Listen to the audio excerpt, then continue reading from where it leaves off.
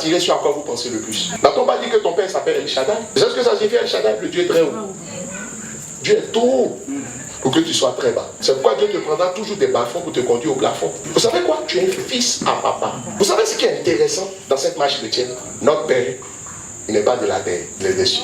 Quand vous prenez l'avion, que vous prenez de la hauteur, dites-moi, vous n'avez pas vu que plus vous montez, une case et puis un château sont représentés par le même petit point. Ça veut dire que ce que tu vois trop grand, c'est un jeu. Laissez-moi vous dire, la première étape est la foi dans le déploiement de sa foi, c'est la vision. Vision, c'est ce que tu vois dans ton esprit. Chers amis, la vue de ton esprit conduit tes mouvements. Je ne peux pas regarder dans cette direction si je veux aller ici. Je ne peux pas vouloir aller ici et puis je regarde ici. J'ai la certitude d'aller me cogner contre quelque chose. Qu'est-ce que tu vois dans ton esprit? Vous savez ce que je vois? La montagne. Ça veut dire quoi? Je vois, je vise des objectifs trop élevés. Tellement ils sont accoutumés à la galère. Ils veulent sortir de leur galère. Dieu ne veut pas te faire sortir de la galère. Quand tu as un problème, Dieu ne veut pas juste résoudre ton problème. Dieu veut te combler à travers ton problème, afin que tu sois une solution pour tous ceux qui passent par ce type de problème. La Bible n'a-t-elle pas dit que notre Dieu est le Père de toutes les consolations? Il nous console de sorte que, ayant été consolés, nous puissions consoler ceux qui passent par, ceux qui connaissent quelques afflictions. Écoute-moi, si tu veux savoir le ministère auquel Dieu t'appelle, regarde ce qui te fait souffrir le plus. Quels sont les objectifs que tu as? Oh my God! Vise la montagne, vise ce qui est élevé, faut viser ce qui te dépasse. Écoute-moi bien maintenant. Si l'objectif que tu vises n'est pas suffisamment grand pour faire dire aux gens autour de toi, tu exagères, c'est que cet objectif n'est pas encore de Dieu. Pour dire à la montagne, il faut que je voie la montagne. La montagne, ce n'est pas un obstacle, c'est un objectif qui me dépasse. Si l'objectif te dépasse, tu feras quoi avec la foi? Pourquoi tu aurais besoin de la foi si tu peux?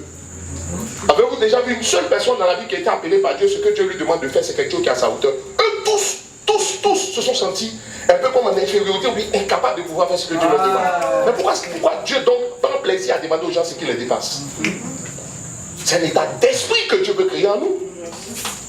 Pourquoi est-ce qu'il dit en Ésaïe chapitre 54, à partir du verset 1 jusqu'au verset 4, élargit l'espace de ton âme? Écoute-moi.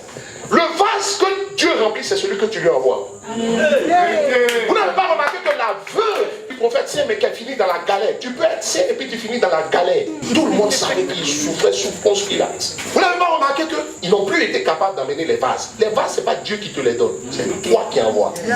Le rôle de Dieu, c'est de remplir le vase. Quel est le vase que tu as envoyé? Quand les vases se sont arrêtés, lui, il s'est arrêté. Ça veut dire s'il y avait plus de vases, tu aurais continué. Vous savez quoi? Un seau peut contenir plus qu'un verre. Une barrique plus qu'un seau. Une citerne plus qu'une barrique. Un château d'eau plus que la barrique ou la citerne. Qu'est-ce que tu as amené à Dieu? Ça veut dire quoi? Quand tu penses que ton rêve est le las, il n'y a plus las que ton las. C'est pourquoi la Bible dit ce que l'œil n'a point vu, ce que l'oreille n'a point entendu, ce qui n'est point monté jusqu'à la pensée de l'homme. C'est ce que Dieu s'apprête à faire pour toi. Hey, écoute-moi ce soir. Il est temps d'arrêter. La dimension de foi dans laquelle on vous conduit, c'est pas la foi de si Dieu l'a fait pour lui, il va le faire pour moi. Non. Ce que l'œil n'a point vu, ce que l'oreille n'a point entendu. Mais si Dieu l'a fait pour lui, il va le faire pour moi, c'est que l'œil l'a déjà vu.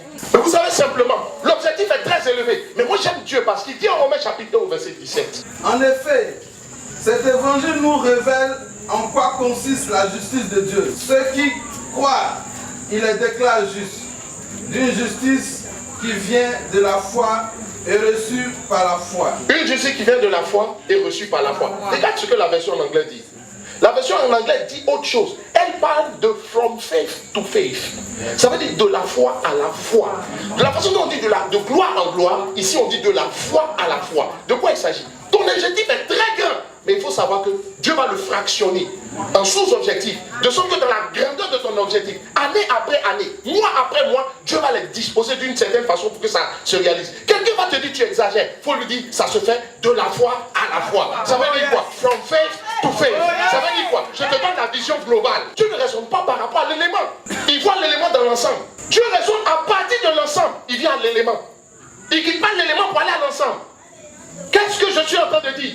Dieu veut que tu lui présentes la totalité de ton rêve. Mais vous savez quoi? La Bible dit que Dieu est un Dieu de saison. Il peut te permettre de gagner en un an.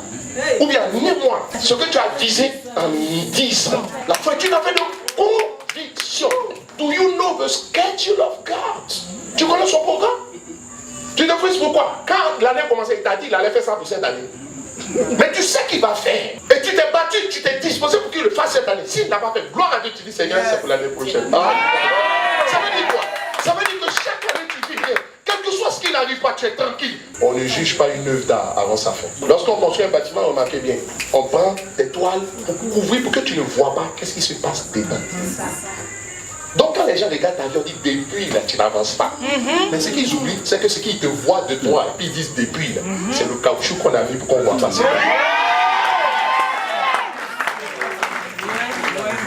Et ils sont là, ils rient, ils sont contents, ils tournent. Tu sais quoi?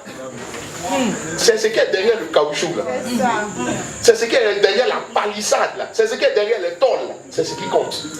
Et à un moment donné, vous savez quoi? Quand c'est fini, on enlève les tôles. On enlève les tôles. Tu avais dit, donc c'est ça là. Je peux dire à quelqu'un, c'est ce témoignage là qu'on entend.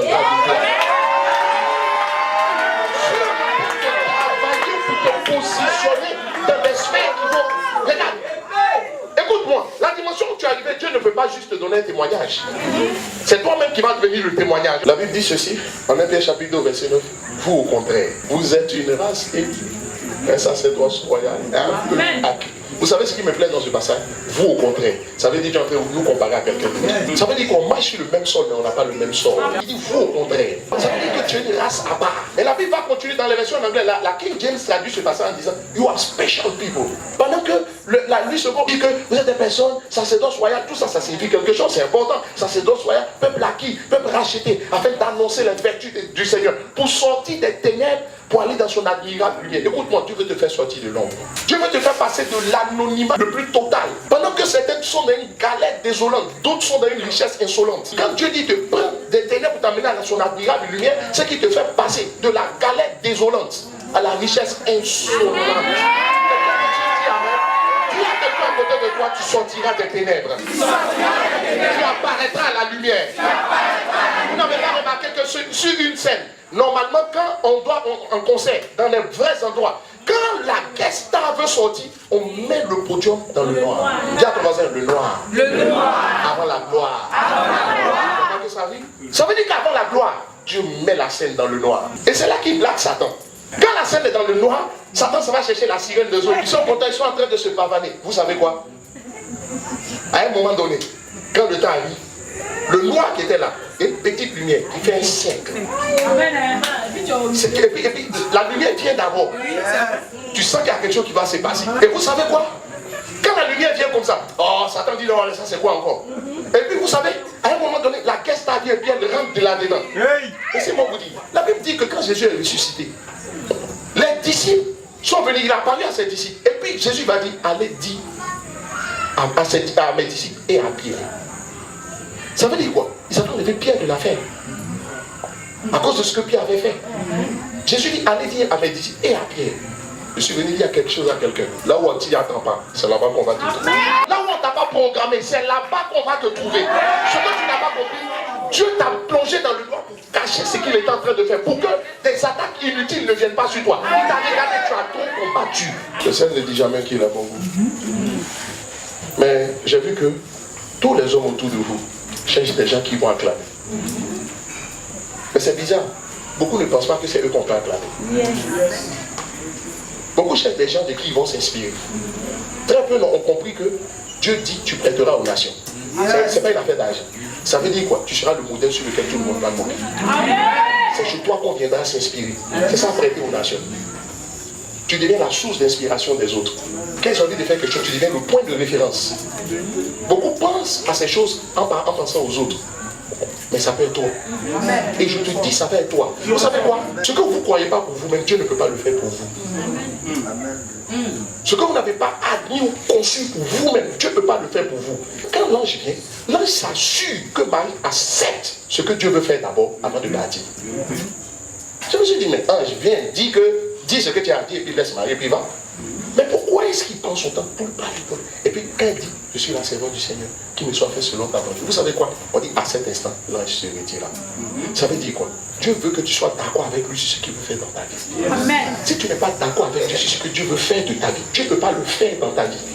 Parce que tu n'es pas victime de la bénédiction, tu es acteur de la bénédiction. Pourquoi la Bible dit nous sommes ouvriers avec Christ? Ça veut dire qu'on travaille avec Dieu pour le projet de Dieu pour notre vie. Chers amis, comprenez-moi, on est en train de parler de la foi. Mais tant que tu remplis les conditions, tu n'as pas besoin de la foi. C'est quand tu ne remplis pas les conditions, tu cherches, tu as besoin de la foi. Parce que la foi, c'est quoi? C'est quand les capacités de Dieu viennent s'ajouter à l'incompétence de l'homme pour produire un résultat que Dieu a prévu. Donc en fait, c'est quoi la foi? La foi, c'est l'instrument de Dieu pour qualifier. Et celui qui ne remplit pas les conditions et pour transformer tous ses coups d'essai en coups de maître. Vous savez quoi? Dieu prend le riche et le pauvre, il les met sur le même pied d'égalité par le principe de la foi. C'est l'instrument de Dieu pour prendre quelqu'un qui remplit les conditions et quelqu'un qui ne remplit pas les mêmes conditions, puis les mettre sur le même pied d'égalité. Amen. Vous savez, lorsque vous êtes sur une piste d'athlétisme, vous remarquez que pour les courses de fond, la ligne n'est pas droite, elle est comme ça. Vous voyez, non? Elle est inclinée. Mais ce que beaucoup oublient, c'est que quand elle est inclinée comme ça, tu as l'impression que celui qui est au bout là-bas, il est avantagé par rapport à ce que toi tu dis. Mais tu sais quoi? À la ligne d'arrivée, la coupe qui allait comme ça, à la ligne d'arrivée, elle vient comme ça.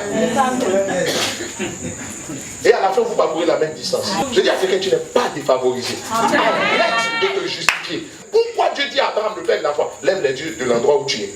Et puis regarde au nord, au sud, à l'est, à l'ouest. Parce que s'il gardait les yeux, pendant que Dieu lui parlait, il ne pouvait pas voir. Il ne pouvait pas lever son regard au-dessus de ces circonstances. Mais vous savez quoi? C'est la vision qui produit la révolte dans le cœur d'une personne. C'est la grandeur de ta vision qui va te dire non, il faut que je me lève. La vue de ton esprit coordonne et conduit tes mouvements. Qu'est-ce que tu vois? La main de l'Éternel n'est pas coûte pour vous secourir. Si elle n'est pas coûte, ça veut dire c'est parce que toi ta main coûte que la main de l'Éternel n'est pas coûte. Ce que beaucoup n'ont pas compris, c'est qu'il y a la CIE et puis il y a le groupe électrogène. Quand la CIE coupe, le groupe électrogène prend le contrôle. Le groupe électrogène, c'est Dieu. Pourquoi la Bible dit lorsque je suis faible, c'est là que je suis fort? Ça veut dire que la vraie force de quelqu'un, c'est sa faiblesse. La vraie force de quelqu'un, c'est pas sa force. Quand je suis faible, c'est là que je suis fort. Comment possible? Ça s'appelle la foi. Deuxièmement, la visualisation. Laissez-moi vous poser des questions. Pourquoi, avant de faire une grande chose dans la vie d'une personne, Dieu commence par prévenir la personne? Lorsque Dieu voulait utiliser Gédéon pour être le libérateur d'Israël face à l'ennemi qu'on appelle Madian, la Bible va nous enseigner en Juge chapitre 6, du verset 11 au verset 15. Dieu vient, il dit, c'est toi vaillant héros. Comment Dieu peut l'appeler vaillant héros? Alors qu'il était un illustre poltron. Quand Dieu dit qu'il va faire quelque chose dans votre vie, en fait, il a déjà fait. C'est parce qu'il a déjà fait qu'il vient vous dire. En Romains chapitre 4, verset 17, la Bible dit que Dieu appelle à l'existence les choses qui n'existent pas comme si elles existaient. Si je peux appeler quelque chose, c'est que la chose a un nom. Or, tout ce qui a un nom, c'est parce que ça existe que c'est un nom. Tout ce qui n'existe pas n'a pas de nom. Donc, si Dieu peut appeler les choses qui n'existent pas comme si elles existaient, ça veut dire qu'en réalité, elles existent. Mais elles existent dans un monde qui n'est pas notre monde. Ok, sors de cette salle un peu, s'il te plaît.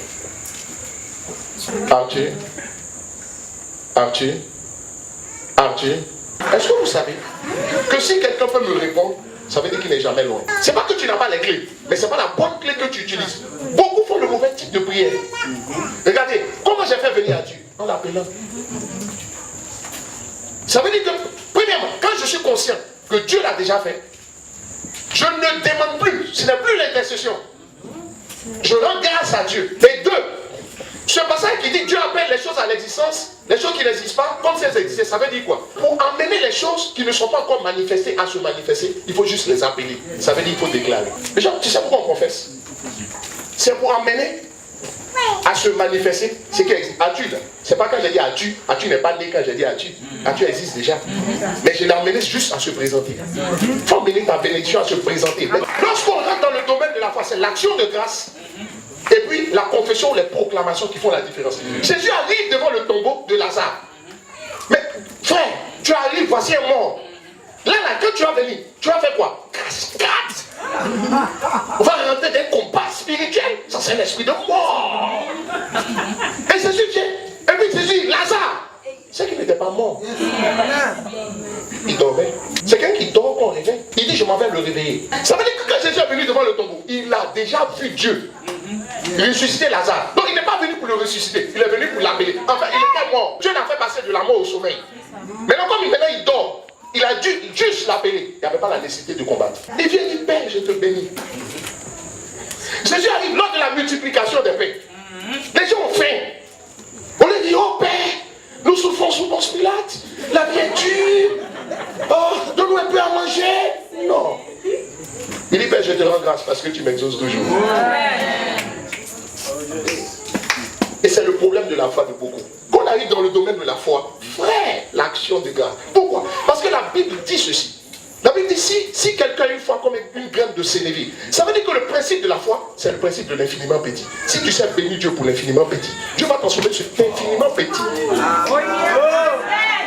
Il dit, c'est la plus petite des graines, mais lorsqu'elle germe, elle donne le plus gros arbre sur lequel tous les oiseaux du ciel viennent se poser. Je prophétise dans le nom de Jésus. À cause de ton cœur, Dieu te prendra de ta petitesse pour t'emmener. Écoute-moi, quand tu as petit, tu bénis Dieu comme si tu avais le grain. Regarde, Dieu commencera toujours par te donner ce qui n'est pas à toi avant de te donner ce qui est à toi. C'est-à-dire, Dieu te donne ce que tu n'as pas demandé avant de te donner ce que tu as demandé. Pour voir quelle est l'attitude que tu as face à ce que tu n'as pas demandé. En même temps, pour t'amener à comprendre que si lui peut te donner ce que tu n'as pas demandé, à plus forte raison, ce que tu as demandé. Donc, dès que tu vois ce que tu n'as pas demandé, commence à bénir Dieu comme si c'était ce que tu avais demandé. La Bible dit, si quelqu'un a une foi comme une graine de sénévé, il dira à cette montagne. Ce n'est pas une grande foi. On n'a pas besoin d'une grande foi pour déplacer de grandes montagnes. C'est une petite foi qui dépasse de grandes montagnes. La foi, c'est le principe de la graine de sénévé. Tu as déjà vu une graine de sénévé? Bon, prends un grain de riz et puis divise-le en trois. C'est la taille du grain de sénévé. Il n'y avait-il pas 5 pains et 2 poissons? C'est pas avec 5 pains et 2 poissons, on a nourri une foule de 5000 personnes. Mais quand Jésus est venu, on lui a dit, oh Père, nourris-les. Il dit, non Père, je te rends grâce. Tu as déjà en tes mains ce qu'il faut pour avoir ce que tu cherches. Mais Dieu regarde ton attitude vis-à-vis de ce que il t'a donné qui n'est pas ce que tu as demandé. C'est pourquoi il ne faut pas te lasser de déclarer ce que tu veux. Tu dis, oh, qu'est-ce que tu attends de la part de Dieu? Écoute-moi, ça existe déjà. Dès l'instant où Dieu te fait la promesse, c'est parce que la promesse est déjà accomplie qu'il vient te faire. Chaque fois que tu vois la bande-annonce d'un film, c'est que le film est déjà fait. Il reste sa sortie officielle. La promesse que Dieu veut te faire, c'est la bande-annonce du film. On ne peut pas faire le résumé de quelque chose qui n'a pas existé. Vous êtes malheureux et triste pour rien. Et j'ai compris que la foi se développe dans une atmosphère de joie. Foi, joie. En Jean chapitre 5, verset 19, la Bible va dire ceci. Jésus reprit donc la parole. En vérité, en vérité, je vous le dis, oui. Le Fils ne peut rien faire de lui-même. Oh, dis-moi, Jésus était puissant. Mais pourquoi il dit qu'il ne peut rien? Il peut. En principe, il aurait dit, le Fils ne veut rien faire de lui-même. Mais il ne peut rien faire de lui-même. En réalité, si on a écrit peu, c'est que vraiment, c'est peu. Continuez. Il ne fait que ce qu'il voit faire au Père. Il ne fait que ce qu'il voit faire au Père. Ça veut dire que quand Jésus fait quelque chose, c'est parce que le Père l'a déjà fait. Parce que si le Père n'a pas fait, il ne peut pas le faire. Or, la volonté du Père est transmise au Fils. Et nous, c'est porté par le Saint-Esprit. Donc, quand le Saint-Esprit utilise quelqu'un pour venir dire, tu voyageras, c'est que le Saint-Esprit a reçu de la volonté de Dieu, de Jésus, pour dire, il va voyager. Lisez bien, le Fils ne peut rien faire de lui-même. Il ne fait que ce qu'il voit le Père faire. Ça veut dire quoi? Il faut que le Père fasse d'abord, et avant que lui le fasse. Que donc quand tu vois Jésus en train de faire, c'est que le Père l'a déjà fait. Tu peux lire le verset 20? Le verset 20 dit ceci. Car le Père aime le Fils, oui, et il lui montre tout ce qu'il fait. Merci. Et il lui montrera des œuvres plus grandes que celles-ci, afin que vous soyez dans l'étonnement. Ça veut dire quoi? Il fait d'abord, et puis il regarde ce qu'il a fait. La Bible dit Jésus est le premier-né de toute la création. Le mot grec traduit en français par premier, c'est prototokos. Et c'est de prototokos que vient prototype. Et c'est quoi un prototype? C'est le premier modèle d'une série. Ça veut dire quoi?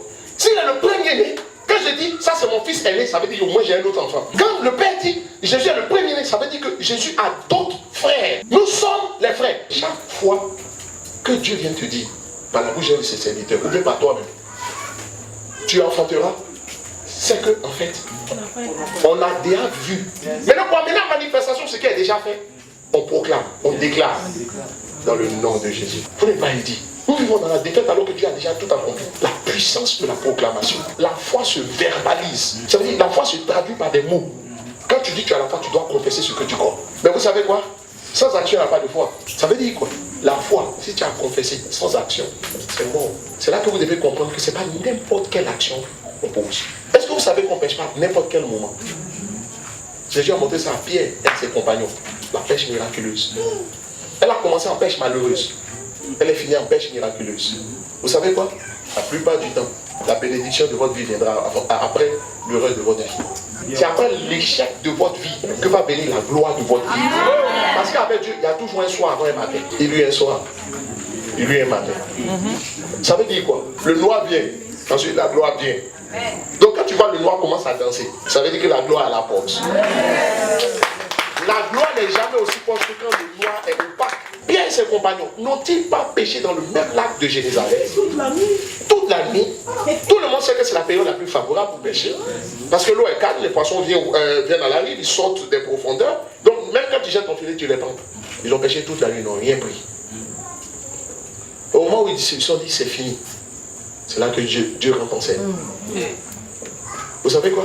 Quand il vient, et puis il leur dit, il finit de prêcher, il prend le bain, et puis il dit, allons nous profondes, puis j'étais.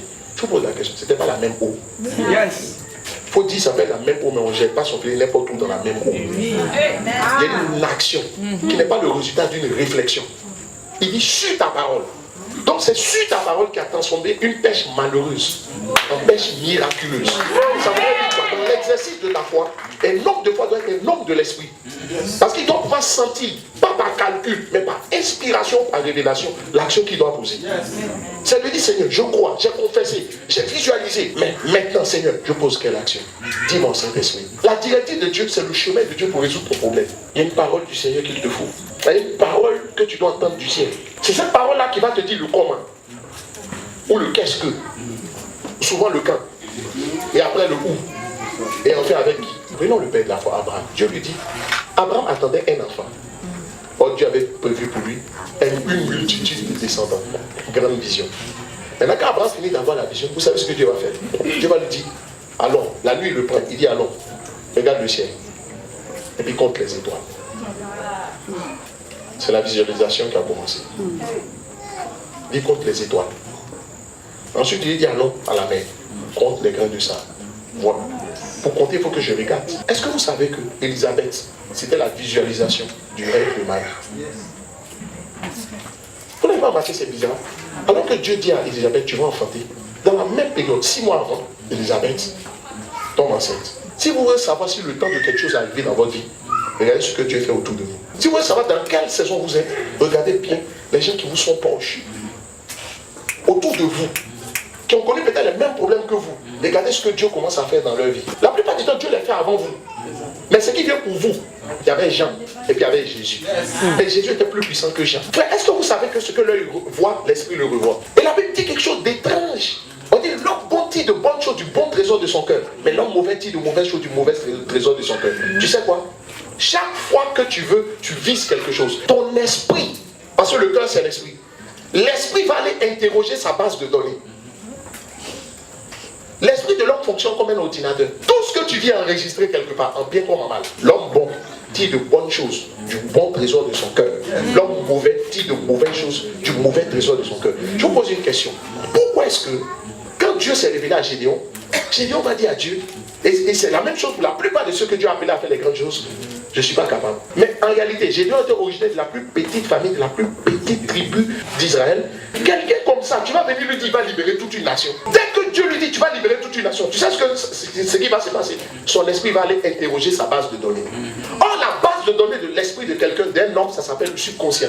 C'est le disque dur de ton esprit. Est-ce que tu sais que quand le type l'a agité, là, le subconscient a enregistré? Mais comme il était originaire de la plus petite famille, de la plus petite tribu, lui, il est habitué à des petites choses. À un homme comme ça, tu vas venir dire, tu vas libérer tout Israël. Même dans sa propre famille, il galérise. Quand tu dis, je ferai à toi de grandes choses, il dit Amen, j'ai la foi. Mais tu sais quoi? Quand il dit j'ai la foi, le subconscient est venu te donner une information selon laquelle toi tu ne peux pas devenir grand parce que ton histoire, c'est une histoire de petitesse. Il se lève et dit, est-ce que quelque chose de bon peut venir de Nazareth? Jésus dit, viens puis vois. Pourquoi il dit vois? Pourquoi il ne dit pas viens puis comme ça? Pourquoi il ne dit pas au nom et puis il dit viens puis vois? Visualisation. Pourquoi est-ce que quand David apparaît devant Goliath, et puis David devait se regarder pour dire petit, tu ne peux pas. Mais vous savez quoi? David va dire, quand le lion et l'ours venaient contre moi, il avait un bon trésor dans son cœur. Quand Goliath est venu, il allait interroger son subconscient. Son subconscient dit, oh petit, attends, on s'en fouillé. Quand ils sont allés interroger la base de données, on dit non, que toi tu as tué le lion et puis l'ours. Et puis tout de suite, il a l'assurance. Quand il a vu Goliath, il n'a pas vu Goliath, il a vu ses victoires passer. Mais c'était lié au bon trésor qui était dans son cœur. Ce qui tue la foi de beaucoup, ce sont les mauvais trésors qui sont dans leur cœur. Combattre de la visualisation, c'est reprogrammer. En réalité, J'aurais dû dire reformater. C'est réinitialiser. Quand on réinitialise un système, c'est le même système qu'on fait revenir. Non, il est question de reprogrammer le système. La raison pour laquelle Dieu veut qu'on visualise, c'est pour reprogrammer ton esprit. Tous les mauvais trésors. On dit tu vas devenir grand. On toi tu as des enregistrements de petitesse. Il faut qu'on enlève les... C'est pourquoi Dieu te donne une image. Mais vous savez quoi? Tout ce que l'œil voit, l'esprit le photographie. La Bible ne dit pas que le son vient de la multitude des pensées. Ça veut dire quoi? Ce que tu as vu dans la journée, souvent c'est ce que quand tu dors là, tu vois. L'esprit fonctionne par photographie. Pourquoi la Bible dit les armes avec lesquelles nous combattons ne sont pas charnelles, elles sont puissantes par la vertu de Dieu pour renverser quoi? Toutes les forteresses. Les forteresses sont des prisons mentales. Donc on parle de forteresses, il s'agit de pensée. Et il ne s'arrête pas là, il dit pour renverser toute imagination. Oh, imagination égale image. Ça veut dire que ton esprit, à cause de ce que tes yeux ont vu, ont photographié des choses qui font que ce que Dieu veut faire avec toi, il ne peut pas faire. Ta foi ne peut pas te décoller, parce que chaque fois que ta foi veut se décoller, le subconscient sort des dons. Il a des dossiers en béton contre toi. La foi vient de ce qu'on comprend. La Bible n'a pas dit la foi vient de ce qu'on comprend. Il dit les paroles que je vous ai données sont inspirées. Tu n'as pas idée. Tous les héros deviennent des héros. La visualisation, c'est la clé de la foi. Les gens savent confesser. Les gens savent agir. Ils savent avoir de grandes visions. Mais très peu savent visualiser. Tous les défis qui sont devant vous, dès l'instant où quelqu'un est sûr de lui et qu'il est positif, quels que soient les défis, il va les relever. La première des choses qu'il faut faire, si on veut que quelqu'un déploie vraiment la foi, il faut enlever tous les mauvais trésors qui sont en lui. Sinon, qu'il fasse ce qu'il veut, il n'aura jamais la foi. Il va crier Amen à l'église. Mais tu sais quoi? Quand tu es à la maison, c'est là où on sait que tu as la foi. Le problème, ce n'est pas qu'ils n'ont pas envie de croire. Les mauvais trésors les empêchent de croire. Tu sais que la victoire appelle la victoire. C'est comme ça aussi que la défaite appelle la défaite. Il y a ce qu'on appelle le cercle vertueux et le cercle vicieux. Beaucoup connaissent le cercle vicieux. Mais vous avez oublié qu'il y a le cercle vertueux. Le cercle vertueux concerne la victoire. Le cercle vicieux concerne l'échec. Un échec, deux échecs, c'est bizarre. C'est comme si les échecs s'enchaînent. Regardez en sport. Il y a ce que les anglophones appellent le momentum. C'est un peu comme quand une équipe gagne un match, deux matchs, trois matchs, elle va aligner les victoires. Mais quand la première défaite survient, elle rentre dans une série de défaites encore. Jusqu'à ce que le momentum change. Ça veut dire quoi? Quand le momentum est bien engagé, c'est fini. Mais le problème, notre vrai ennemi dans le domaine de la foi, c'est notre subconscient. Quelles sont les informations? Quels sont les mauvais trésors qui sont là-bas? Dieu dit, lève les yeux de l'endroit où tu es. N'oubliez pas trop vite les bonnes choses que Dieu fait, même si ce sont de petites choses.